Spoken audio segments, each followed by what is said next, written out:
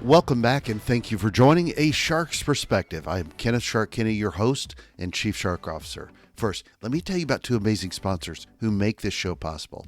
Let's talk about Inbound. From marketing to sales and commerce to CX, Invoca's active conversation intelligence platform enables revenue teams to create better buying experiences, drive more leads, and increase revenue. Trusted by top brands like Dish Network, Mayo Clinic, Mutual of Omaha, and ADT, the Invoca team is doing some amazing work in turning conversational data into automated action to enhance digital touchpoints and human interaction. Now let's talk about Outbound.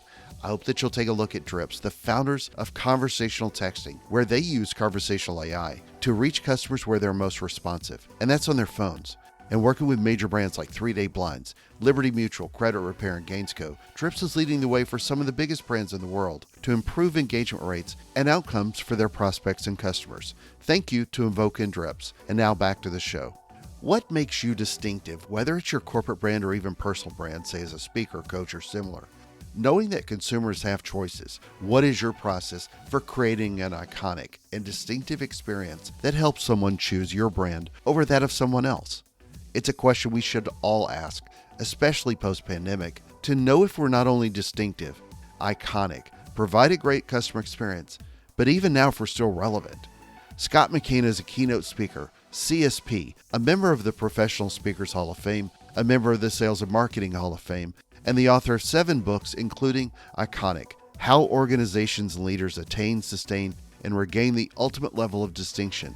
And on this episode, we'll discuss iconic organizations and creating distinction, both as a corporate brand and as a speaker, creating the ultimate customer experience. 2 big principles: promise and performance, Taxi, Terry, and Uber Steve, Werner Herzog movies for German television beloved by Roger Ebert, John Cougar Mellencamp, the FFA, So God Made a Farmer, The Kindness of Zig, Distinctive Sharks, Colts quarterbacks, That Radio Voice, and a lot more. So let's tune in to an iconic Hall of Fame speaker with an iconic shark who's probably already in the Shark Hall of Fame anyway, on this episode of A Shark's Perspective.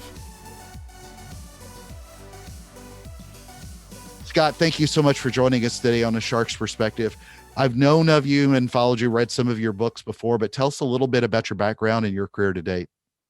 Kenneth, I appreciate you asking. I love talking about my hometown. I'm from a little tiny town just north of Louisville, Kentucky. It's on the Indiana side, Crothersville, Indiana, and I'm so grateful to have a chance to spread the word about Crothersville and to have been from there. Because one of the great things, as you know, one of the great things about growing up in a small town, when you grow up in the big city, you kind of got to pick one thing to do. At Crothersville, you had to be in sports and a member of FFA and working in your dad's grocery store, and doing chores on the home farm. You were expected to do so many things, and there are advantages both ways, but I think there's something about growing up in a small town that gives you the chance to pursue more diverse activities, and also you're expected to deal with and know how to deal with adults from an early age, and so that got me on my way. I was a national and state president, national officer and state president of FFA, which back then was Future Farmers of America.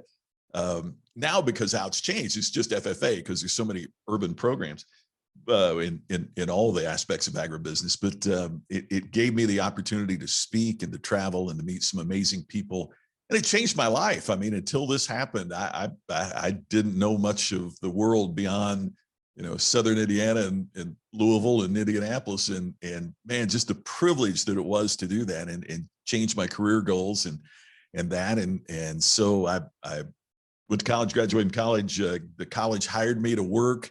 I realized from the compensation that higher education was not the place that I wanted to spend the rest of my life, and got involved in broadcasting. But I just places to deliver a speech. Yes, exactly. It's part of what I know we'll talk about is that repetition and just putting in your reps is everybody's looking for the hack today. And I get it. I mean, everybody wants to hack this and hack that as a shortcut. And there is something to be said for that. But on the other hand, I wouldn't want my cardiologist to have hacked his way to my bypass. I don't want to think that they did just watch it on YouTube. Yeah, exactly. I did a weekend boot camp and watched a bunch of videos in YouTube, but man, I hacked this and I'm ready to go. I mean, there are certain things that at the end of the day, you have to put in your reps. You have to pay your dues. And I don't mean that to sound like an old guy saying, hey, in my day. I think there is something that can't replace repetition and experience. And it doesn't mean that you can't, it used to be called OPE, other people's experiences. I think you can shorten your learning curve, but I don't think you can eliminate it. And that was it. So anyway, along the way, married a wonderful woman, and unfortunately, as we were talking before we went on here, she passed away from cancer, and my business was in the toilet. I'd taken time off to be a caregiver. I had no bookings. It was just a tough time, and I thought I gotta, and I was way in debt from the medical bills that were left over, and I just thought, man, I gotta pull on my big pants and get to work here. And I thought, what can I do? How do I stand out? I called speakers bureaus, right? That book folks like you and me for speeches. And I said, hey, when you recommend me, what do you say? Jeff Bezos said, your brand is what people say about you when you're not in the room. Well, obviously you can't be in the room and hear it, but the second best thing is to say, when you recommend me, what do you say? And their number one answer was a good speaker and a nice guy. Now, look, I work hard to be a good speaker. I want to be a nice guy. I choose to be a nice guy, but no meeting professional is going to sit there. No customer or prospect is going to say, let's do business with a really nice guy. Let's book a really nice gal, right? They want something. They have to buy something. They have to buy content. So I started looking about how I could make my business distinctive. And it was really hard at that point to find material. And the blinding flash, the obvious was, if I can't find this, that must mean it's true for other businesses as well. And so I devoted the rest of my life to studying, for lack of a better way to put it, the process of selection, the process of standing out. When someone chooses to listen to this podcast, Kenneth, or when someone chooses you or I to speak, it's not that they just choose us. They choose us instead of all these other alternatives that are out there in the marketplace. Amen. And so if we don't stand out, why would they choose us? And that's what I got fascinated about. What was the process that it took to create the ability to stand out? Well, you live in a great town now for speeches, as evidenced by the Vegas background there. When you became a speaker, how long have you been speaking now as a professional speaker? How many years? Well, I went full time way back in 1981. And then I shut the business down for a while to be, the caregiver for my wife. But I've been involved in the business since then. I haven't been that long, but I completely get the stories because I've run through the same thing twice now, and the importance of family. But at what point do you think you became a distinctive speaker? I know from at least what I know of your career, it was the Taxi Terry story, because it's such a great story that I've heard. But was there something about you that became more distinctive as a speaker, specifically a story that elevated your game and recognition in the speaking world? Well, I appreciate what you said, Kenneth. Yeah, people, the old business question is, what keeps you awake at night? Part of what keeps me awake at night is if I'd been standing one person behind and Taxi Terry would have picked up the guy in front of me. Yeah. Uber Steve is not quite as good of a story. Yeah, exactly. It doesn't, but I think for me, it was a speakers bureau called, and this is not a speech story, but a speakers bureau called and said, we don't get any calls. This is several years back, but they said, we don't get any calls about distinction. We don't get any calls about speakers for differentiation. For goodness sakes, could Scott go give this speech on sales and goals? The real generic thing. And I said no. And that, to me, looking back, was one of the most pivotal moments of my career, because all of my career before had been, I was a good speaker and a nice guy, right? If you needed a speech about time management, I don't know anything about time management, but I figure I'll have to learn about it between now and when you want me to give the speech, right? I mean, I was a mile wide and an inch deep, and focusing on one thing and being willing to say, no, I don't do that anymore. that moment was the single most important, because you can't differentiate what you can't define. If you can't say, this is who I am, which also means I've got to say, this is what I am not, then you can't create enough clarity in the marketplace to be known for anything. And it wasn't, and the other thing, Kenneth, and what a great question you asked, because the other thing is, when you say, was there a moment? Well, there was a moment then, but part of what you have to continue to do is maintain your relevancy. And I don't ever want anybody in an audience to say, man, you should have heard Scott 10 years ago. He was really good then. I work at it constantly because I want to be, I've got so much room to grow. We all do. That's a question for everybody right now coming out of the pandemic. Yeah. Is what they were talking about up to March of 2020 still relevant? I think it's interesting, though, because the 7 Tenets of Taxi Terry was your 4th book. Yeah. And so I've known of you as a top-notch speaker in this business for what seems like 4 or 5 decades, but that is interesting to me that was your 4th book. You just you don't think about the times when Zig Ziglar was struggling like everybody else to get a story that resonated. It's funny you say that. One of my mentors, I had 2 mentors in the speaking business, and one was a guy named Charlie Willie. And Charlie, old time speaker. I mean, he was one of the first full-time professional speakers, out there. And he used to talk about that he and Zig and Jim Rohn did a tour of Australia together, the 3 of them, and just, the 3 of them in a rental car and staying at bad hotel. And it just blows your mind to think about Zig, driving a rental car through Australia to get to a Motel 6 to do a thing in front of 20 people. But yeah, and that's, it's just like, it's kind of funny. It's, I did movie reviews for a number of years, and it's speaking is a lot like that. And I think, but I think this applies to all businesses. I'm not just talking about speakers, is that our customers only see the best. We were talking about music before we went on here, and I've got some friends in the music business, and when their fans see them are the best moments. It's when they're on stage and their hair is perfect and the show is on and the lights are on, and they don't see you riding the bus for 12 hours to get there, and all of it, and the family upset at them because they're on the road all the time, or all that kind of thing. And that's as it should be. Our customers shouldn't have to see all of the things that we do to get to that finished product. But yet we can never forget that the only way that we have a very finished and polished product is to go through all that stuff that the customer should never see. Well, another thing about your background before we get a little more into iconic and distinction, but obviously your voice resonates with a lot of people. It's a little bit of an unfair advantage for anybody interviewing you, especially when I've got sinus issues right now. But you sound awesome, man. Other than the voice, how did you get involved with Strazik?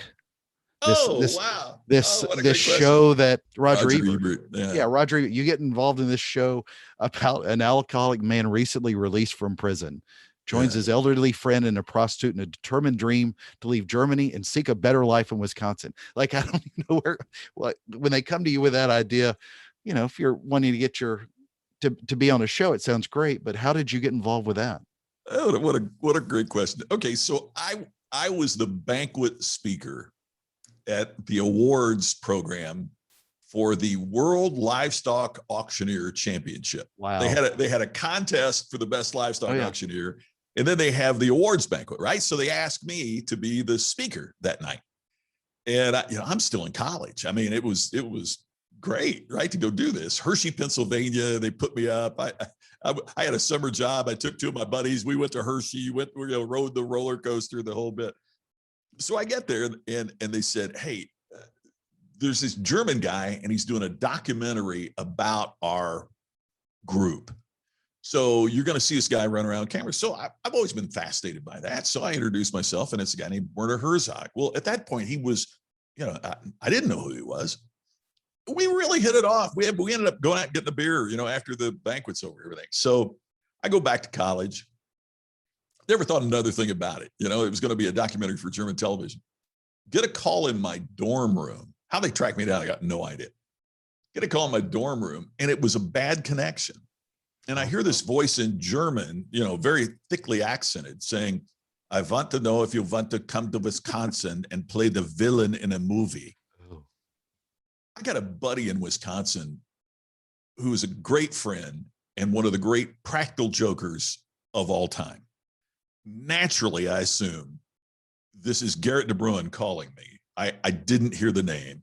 So my response is, wouldn't it be easier to come to Indiana and kiss my right rear? And you can tell this is typical movie director. It was like take two. He just started over. He didn't laugh. He didn't say, why did you say that? He didn't say anything. He said, it just started over. This is Werner Herzog. And I wanted to, oh my gosh, right? So I go to Wisconsin, and that's where we filmed it. And I play the guy in this movie. And I said later, how did you, I don't act. How did you do? And he said, speaking, the difference in speaking is you wrote your speech, you practice your speech, you deliver your speech, you're the director. I figured if you could do all of those roles, you could certainly come up here and just say what I tell you to say. And I never really thought about that before. And it was interesting. The Boston Globe named my scene the most memorable moment in film for the entire year. And Roger Ebert said it was one of the 50 great movies in the history of the cinema and all that. But it's so weird that something I did as a college student, Kenneth, not a week goes by that I don't get an email from somebody somewhere in the world saying, are you the banker in Strasik? It's used in film schools. My godson went to film school, and they showed it as an example of how you can make a great movie on a low budget, and that it was just a thrill. And I had the chance, Ebert reunited Herzog and me not long before Ebert passed away. And it was just, I told him how much the film had changed my life. And the cool thing was, and my wife Tammy was there, he started crying, and he said, and it changed my life too. So it was really cool. And it's available on Amazon Prime. So yeah, it is. Yeah. And TMC, Turner Classic Movies, nice. Had it on the other night, which was that was weird too. Because there are certain movies for me, like Tombstone is a movie. If I'm flipping channel and Tombstone's on, I'm done. It doesn't go. So it's weird to be sitting there as a guy, typical guy, flipping channels, and all of a sudden there I am. Yeah, really surreal, but it was a great experience. Well, then let's shift over then and talk a little bit about distinction. So back in 2018, you wrote this outstanding book, Iconic, that I think had a real impact on a lot of people. I know you've carried that out in your conversations as well. When you look at where we are today, several years later, especially when you think about where customer experience and distinction and making a brand iconic has changed, especially because of the digital era and the e-commerce channels that people embraced during the pandemic. How does somebody, really make their brand iconic now? How do leaders create that as well in their employees now that we're coming out of the pandemic and it's a new mindset, if you will? I'm not necessarily saying rethink your marketing or brand or distinction or everything else, but there are some real things that are challenges today that didn't exist 2 years ago when it was already challenging enough. Kenneth, I think other people would be better at responding to that than I, because there's certainly blinders I would have on as the author. But one of the things that I've heard from a lot of folks about it is it's like everything is more amplified. One of the things I think that happens as times change is that some of the principles that we needed to be executing then become more important now. Look, there's certain things that, for example, there's certain things that are as valuable as still having a page on MySpace. We don't need to be doing that anymore. But there are other things. I mean, when you look at the 5 factors of iconic performance, if I was starting today to write the book, I wouldn't change a single one of those factors. But I would say that some of those factors are certainly amplified. Let me give you one example. Great point. One of the things I say in the book is that the only 2 factors that a customer will judge you on is promise and performance. Now, it really goes deeper than that. It's what's the perceived promise? How do they evaluate your performance? There's a lot of nuance to that. But basically, what did you promise? And then how did you deliver on the promise that you've made? I think what's happened is that customers coming out of the pandemic their sensitivity is heightened. Some places failed them during this time. They wouldn't do what it would take to serve their customers. And so they were still making the same promise, but the performance dropped. There are others that raised their promise and couldn't deliver, and they got burned by that. So I think what's happened is those principles have become even more important. The principle, one of the ones that really shocked me was that iconic professionals and iconic organizations go negative. Doesn't mean they're negative people. Doesn't mean they have a negative philosophy, but they aren't afraid of bad news, because the only way they realize they get better is to fix the process. Look, I've made this mistake. I think we all have in a certain business. Customers got a problem. What do? We do whatever it takes to make that customer happy. Then we move on. We just keep moving on, not thinking that for that customer that complained, there might be 20 more that didn't say anything to us. We got a process problem we got to solve. We got to really go negative and drill deep into what's wrong. And most businesses aren't willing to do that. Most individuals aren't willing to look themselves in the mirror and say, man, I got to fix this. We just want to put the Band-Aid on it. And iconic organizations don't do that. They're willing to listen to the bad news and figure out what's wrong and go deep. And I think that's even more critical now in a post-pandemic marketplace than it has been before. You said you thought other people could articulate that better. I'm trying to think of one who could have said it any better than that. Well, you're very kind. I find it hard sometimes. It's kind of like it's like an actor would say after a movie when what do you think of your performance? It'd be like me saying to I don't know, pick an actor, Michael Keaton. What did you think of your performance in Batman? Does it stand up? And I think a performer would say, well, I think that's for the audience to decide. One of the things I'm a big believer on, Kenneth, is the marketplace decides. And I've learned this the hard way, because there have been books I've written and speeches I've prepared, and I thought, man, this is going to be the biggest thing ever. And you get crickets in response. And then you have like the Taxi Terry story. I honest to goodness thought it's a good story. It's okay.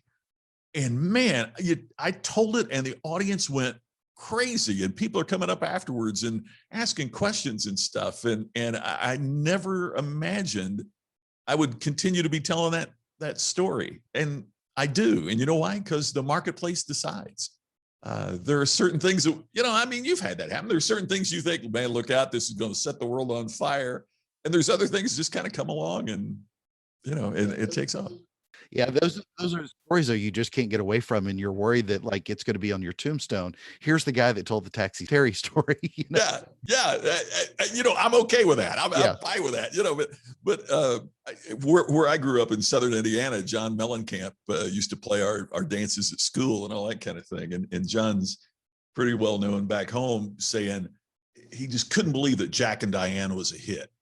He and George Green had worked on Hurts So Good for months to make that the perfect rock song. And they just wrote Jack and Diane in an afternoon. And it was almost like he was upset that something he had worked so hard on was a hit, but something he hadn't worked on at all became an anthem. And then I think he got it. Yeah, he got his first couple of royalty checks and changed his mind. But at the end of the day, the marketplace decided, and that's something we have to understand. We pursue distinction and put it out there and do the best we can and differentiate ourselves in the marketplace. And then we need to listen to the marketplace and respond to what they find important. So as someone who is as well known as you are in the speaking business and for delivering some A-list speeches across the world, how do you hope to educate the people in your audience to take what you've written out? Again, what we were talking about prior to getting started, you have a real focus on the speech, not just the packaging and delivery of it. Yeah. But when you have that right knowledge that you're trying to educate people with, how do you go about translating that into a speech that somebody will go back, take to their office, motivate their team, and change the world inside the house of their brand? How do you basically go about attempting to make that work for the audience? That's a really insightful question, Kenneth. That I did not articulate well. No, you did. You got it. That's One of the things I believe is there are different roles for different presentations. If I have a 45-minute keynote, my job's to make you think.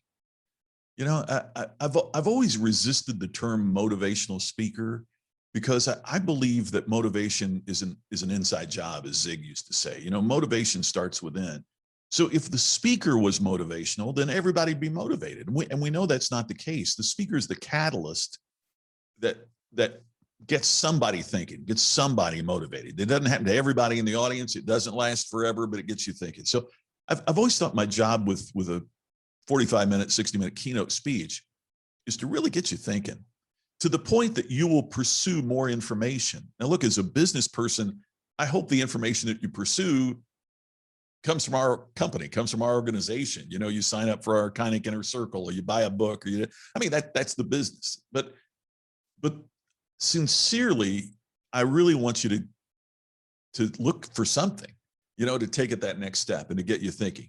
Now, if I have a seminar, you know, of half day, that's to educate you. It's to get you to understand deeper the principles that we're talking about. If it's a training session, it's to change behavior. But that we're going to go through role plays, and that we're going to really dig deeper into, and we're going to look at, you know, where you are and where you want to be, and we're really it's more prescriptive. But at the end of the day, I don't know that you change behavior in a keynote speech. But what you can do is become the catalyst so that people change their own. And so what at least I believe from my research and from my experience and from my passionate belief is that the key to success in business is to stand out in the marketplace. And I want to give you some information based on the research of how you can do that. But my real goal is to get you, when you walk out of the room, thinking, you know, maybe I am like every other salesperson. How do I stand out? You know, I need to think about this a little more. Or maybe rather than tell you the features and benefits of my product, maybe I need to tell you a story about it. If I can get you thinking in that way, then hopefully you'll release the inner resources in your own motivation that's going to move you to do what it takes to reach that level of success. That's a long answer to a short question, but I hope that it does. As we mentioned beforehand, I've spoken at several events in 2021 coming out of the pandemic. These were not stages of thousands. These were smaller events as we start to emerge out of this. And I started really thinking about the audience and how that's changed. I've watched, sort of as a student of human behavior, just watching how the audience reacts to the speaker that we may have not ignored, but may not have paid as much attention to when times were good and we had, you know, crowds of thousands. How do you regain the distinction, if you will, for your own speaking career? Granted, most of the people that are well known in this space that you know, that have known you for decades, they're going to employ you and put you in the seats. A lot of the major companies, you know, they're going to know who Scott McKain is, and these large brands are still going to pull in great keynote speakers like you. But to where you resonate with your own audience, to recapture what it is that makes you iconic, how are you looking at that to make certain that you're relevant to this new audience post-pandemic? Kenneth, I think that is an important question for every speaker to ask themselves, and for every business. I mean, it's not just limited to speaking, you know, and that is, and you hit the word, relevancy. I mean, my buddy Joe Calloway says success means you know what used to work, right? Because it got you to this point, but it doesn't ensure that you're going to know what's great in the future. I'll give you a quick example. I used to walk on stage to the music of Small Town by John Mellencamp, right? Classic song. I would have, in the last year before pandemic, I'd have people come up to me and go, man, that was a good song. What song was that? Or I'd mentioned that I grew up in the same small town as John Mellencamp, the Small Town. Who's John Mellencamp? Now, it blows my mind that there is a segment of my audience that doesn't know, because I take that for granted. But that's part of relevancy. I mean, it's part of relevancy. And I have to ask, am I saying, not only am I making the right points, but am I saying it in the right language that the vast majority of my audience will know? May I give you one more? Do we have time for one more? Yeah, we got example? time. Now, John Cougar Mellencamp was in BTS, right? Yeah, exactly. He was a K-pop guy. Yeah. Yeah, exactly. Yeah. It's an unusual name for a South Korean, but it's I was speaking not long before the pandemic shut everything down, and it was a group of realtors. I don't know, 1,500 realtors, and there was a young guy in the front row who did not take his nose off the screen of his iPhone the entire time. I mean, he's just doing this. My entire talk. And, I always thought, man, eye contact is important. Or, if you look down, the audience is taking notes, man, that's what you want. But this guy's, he's playing on his phone, and I almost stopped and went, hey man, could you put that up? Just because everybody else has got great eye contact. But I thought, wait a minute, I remember standing on the stage thinking, why would I waste everybody else's time just so one guy puts down their phone, right? So I didn't say anything. So I go back up to the room. I'm putting my jeans on to fly back home. And I get on Twitter for a minute. And there were 18 tweets. There were quotes of my speech. Yeah. And that young man's picture next to it. And then about 4 tweets about, oh man, I love this guy's speech. He spoke to me. That's a fantastic story. And I thought, oh my gosh. For me, taking notes was always, this. For him, not only did he take notes like this, he shared it with everybody he knew. So the other aha to me is, how do I think my way's better? Because, I take notes at a meeting, then I come home, and I put it in the, man, he shared it with everybody. It benefited more than if I'm in a meeting and you're speaking and I write it down and I take it home, maybe nobody else gets that from me. And the ideas and the concepts he shared with everybody. And I realized, hey, just because it's the old way of doing things doesn't make it better. And just because it's a new way doesn't make it wrong. And I have to constantly be questioning that about myself, because I believe in reverse mentors. I have a 28-year-old mentor. Mentor always was the older guy or gal would teach us how to do things. I've got a mentor that's 28 years old, keeping me in touch with what's going on. And I just think it's awesome. I love it. I get so excited about what's happening and where we're going and what we can do. And I crave to continue to be a part of that. Well, so what do you have on the horizon for new books? What's your big idea coming? The book that is completed and is going to be coming out hopefully in about 3 months is called The Ultimate Customer Experience. I'm kind of going back to that for this reason. I am going to promise you there is nothing in the book that you don't know. But it is the thing that every CEO needs to make sure that every employee needs to know. And somewhere along the way, there is this gap between what the chief customer officer and the chief executive officer believe about the customer experience and how they are educating and teaching the people on the front line. And as hiring gets more difficult and gets more challenging, we got to make certain that the people that we're bringing on our team don't turn our customers off or turn them away. And so every book I've written before has been for entrepreneurs and leaders, right? I mean, that's who Iconic is geared for. If you were running a bank, you might buy Iconic and give to the branch managers maybe, but you're not going to give it to every teller. My publisher said, what if you wrote a book that, a small short book that they would hand to the tellers, or that you give to the frontline people? So it's a departure for what I've done. But I truly believe you can't be distinctive unless your frontline people are delivering that. So it is congruent with what I'm talking about. Well, we're going to have to do this again in 3 months. So I'd love to. That'd be great. Well, Scott, you do at least have Shark Reef Aquarium there in Vegas at the Mandalay Bay. Yes, we do. Yes. Times, but I ask this of everybody who's been on my show. What is your favorite kind of shark and why? Wow. First off, I have gone diving before. And a buddy of mine, Tom Hicks, has a dive shop back home in Indianapolis. And he got me in the bottom of a swimming pool and took me on a dive trip to Turks and Caicos. And Yeah, beautiful. man, I Yeah. am telling you what, it is just, if you haven't done it, people, I mean, you know what, diving may be the hardest thing for me to describe to somebody that hasn't had the experience. Yeah. Oh yeah.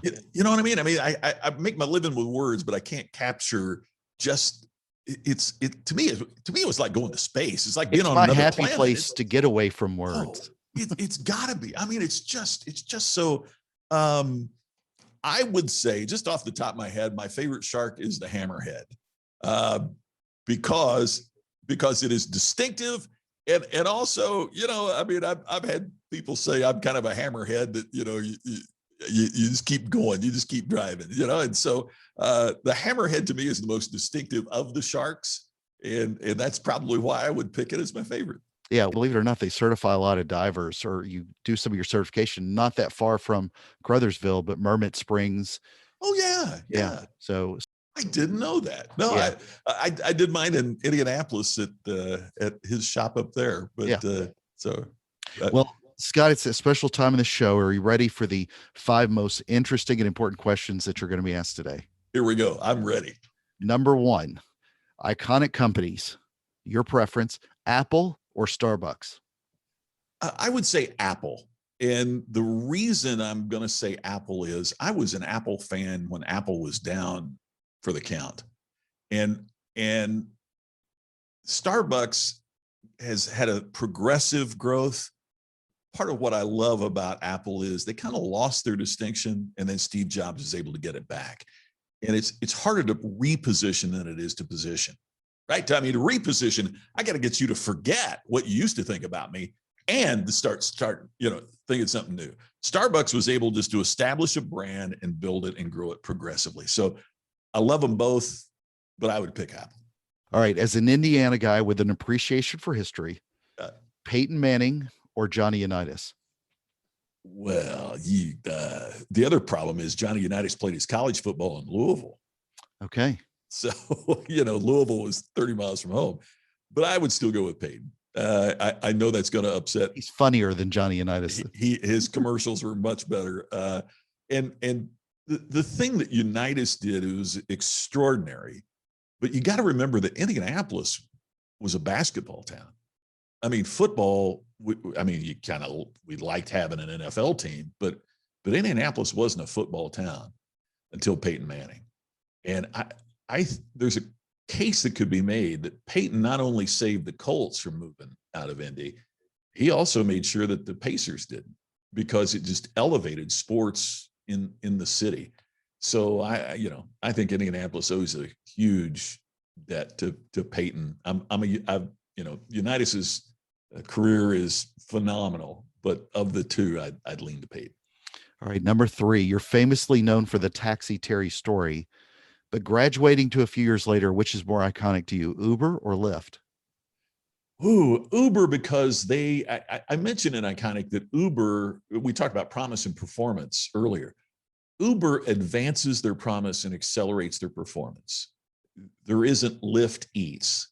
There isn't Lyft Health. You know, Uber is doing some things now, experimenting, saying that with senior citizens, one of the hardest things is getting to the doctor's appointments, but yet many senior citizens don't have smartphones. So Uber is working about how do you use a regular telephone to connect with Uber, and how do you get Medicare and Medicaid to pay for the transportation to get you to the appointment to see your doctor in a safe and efficient manner. I just think that they have, as I said, advanced their promise and accelerated their performance to a greater degree than Lyft has. All right. Number 4, you're also known for your voice, but another 2 great speakers with great voices. Take your pick between Paul Harvey or Zig Ziglar. Oh, man. And I know why this hits home, because Paul Harvey was famous for If God Had a Farmer. And you bet. And I was in the audience when that was recorded. Really? Yeah. That was recorded. Super Bowl commercials, greatest speeches of all time. Yeah. Zig is always great, but I remember God Had a Farmer like it was yesterday. And that was recorded at the National FFA convention. And I happened to be a kid in the audience and heard Paul Harvey in person. what probably motivated you heavily to become a speaker. It did. And however, I have to go with Zig. And here's the reason why. FFA asked me to come back and speak several years after I got out. And I'm an up and coming speaker, but not, I'm kind of working my way up the food chain. And I check in the hotel, and there's a message at the front desk, and it said, "Scott, report to room 1400 or call room 1400." And I'm like, I asked at the front desk, "Well, why am I supposed to call 1400?" They said, "Oh, well, that's Mr. Ziegler's room. He'd like for you to call it." I feel like a little league shortstop that gets a message, "Call Derek Jeter." I'm like, what? So I call, and he answers the phone in that voice that you just described. And he said, "Hey, I saw that you were speaking here, and I know you're NSA, National Speakers Association member. And hey, just want to know if you and your wife wanted to go to dinner tonight." Well, yeah, So we go to dinner, and Zig says, "Hey, Scott, I was also checking. I couldn't find your book. Where's your book?" And I said, "Well, Zig, I haven't written any books." And he said, "Yeah, I know what you mean. I haven't written any books either." Well, my wife and I look at each other like we have 7 on the shelf. What do you? He said, "But you know what? I get up every morning and I write 3 pages. And after about 6 months, somebody comes to me and says, 'You know what, Zig, you got a book.'" And then he just smiled. And I got up the next morning and I wrote 3 pages, and it was the first 3 pages of my first book. And he taught me that he just taught me so much. When my first wife passed away, about 2 weeks after she died, I walked to the mailbox, and there was a little box that said Ziegler Corporation. And I thought, oh man, how cool. Somebody sent me one of Zig's books. And I opened it up, and there was a handwritten letter from Zig. Now look, I wasn't on Zig's speed dial. I don't mean it to sound like we were, but that's the kind of person that he was. The best. Number 5, and the most important question that you're going to be asked today is biscuits or cornbread? Oh man, I'm a biscuits guy. Even though you're from corn country. Yeah. Okay. I'm probably going to have to revoke my Indiana card. It's going to be my Hoosier card's going to be taken back. But I guess I grew up close enough to Louisville. The biscuits and gravy, man, that's southern side of Indiana anyway. Let me tell you how bad we are. My first wife was from Jeffersonville, Indiana, which is right on the border, right on the river. And when we first moved here to Las Vegas, the closest Cracker Barrel was a 2.5-hour drive away. And we made that drive about every other month to get Cracker Barrel biscuits and gravy. They're fantastic. Well, so thank God somebody appreciates that context. Very few people appreciate the value of Cracker Barrel, where you can get a Dolly Parton CD, a T-shirt, and some damn good biscuits. Absolutely. It's a trifecta. It is indeed. It is indeed. Well, Scott, where can people find out more about you, grab copies of the books, see you on stages, and more? It's very kind of you to ask, Kenneth. I appreciate it. Just go to scottmckain.com, and it's spelled a little differently. It's McKain, but at scottmckain.com, there's everything from folks who are looking for a speaker to we have a group called the Iconic Inner Circle. They can learn more about that. Links to getting the books on Amazon or Books A Million or Barnes Noble, wherever you prefer. It's all right there. Just go to scottmckain.com. Scott, honored again for your time, and thank you so much for joining us on A Shark Perspective. Thank you for the great questions. You've made my day, man. This has been fantastic. I truly appreciate it, and I look forward to our future time together.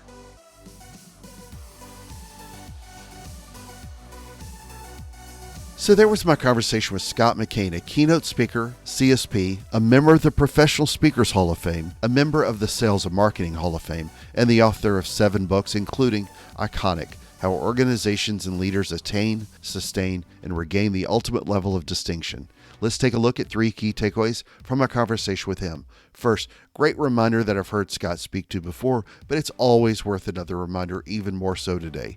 As he said, if we don't stand out, then why would they choose us? It's a great question to ask, even when choosing a podcast.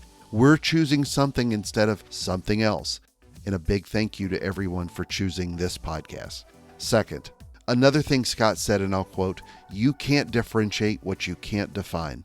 If you can't say this is who I am," which also means that I've got to say what I am not, then you can't create enough clarity in the marketplace to be known for anything. For him, at one point, he was a mile wide and an inch deep, but then he learned to focus more closely and then make certain that focus is more relevant to your customers and your audience. Third, the principles of iconic performance are the two factors that Scott say people will judge you on, which are 1, promise, and 2, performance. Those that did well during and after the pandemic adhered to and followed through on those principles. Iconic organizations continue to get better by fixing the process and not just applying a Band-Aid to the problem. Most businesses aren't willing to do this. And a rare fourth, go Google Scott McKain and the Taxi Terry story. It's a fantastic tale that you'll remember about delivering the ultimate customer experience. It should easily be worth your time. Got a question? Send me an email to kenneth@asharksperspective.com. Thank you again for the privilege of your time, and I am so thankful to everyone who listens. Thank you to the amazing sponsors, Invoke and Drips. If you would, then please consider writing a review and letting me know your thoughts on the show. So it's time to be iconic, be distinctive. Please join us on the next episode of A Shark's Perspective.